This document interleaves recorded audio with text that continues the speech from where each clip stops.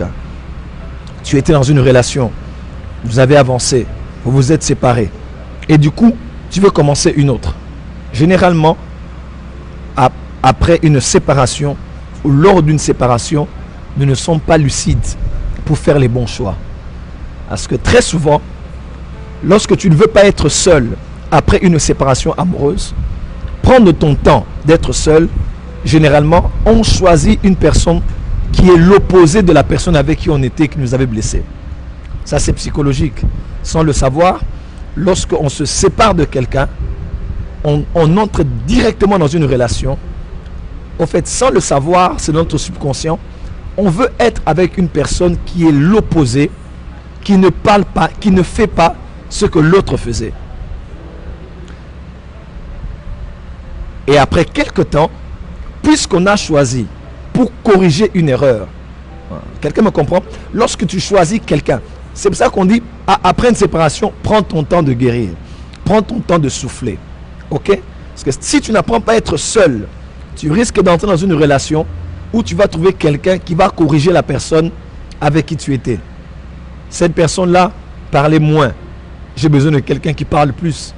Cette personne-là n'était pas drôle. Elle n'avait pas le sens de l'humour. Lui fait rire.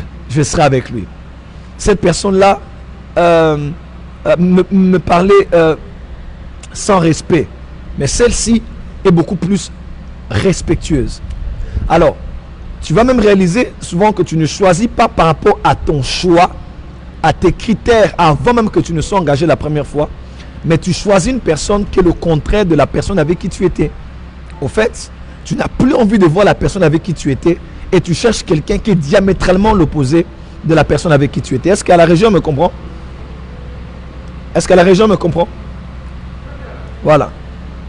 Donc, tu ne choisis pas selon ce qu'il te faut, mais tu choisis selon ce qui sera préférable pour te faire oublier la personne avec qui tu étais. C'est ainsi que certains disent, moi le frère, c'est un frère qui m'a déçu, je préfère être avec un païen. Elle va avec un païen, pas parce que avant d'être avec le chrétien, elle voulait être avec un païen, mais parce que elle veut corriger l'erreur. Elle veut corriger le mauvais choix et elle tombe sur quelqu'un qui est diamétralement l'opposé, mais qui n'a rien à voir avec ses critères de base. Prenez le temps, quand ce n'est pas encore le moment, ne vous engagez pas. Et quand vous sortez d'une relation, c'est vrai, dans certains contextes, il faut l'amour pour chasser l'amour. Ça arrive aussi. Donc, je sors d'une relation, voilà, quelqu'un vient et me console et l'amour qu'il me donne chasse les blessures, chasse l'ancien amour que j'avais. Mais pour la plupart des cas, 3/4 des cas, c'est vérifié.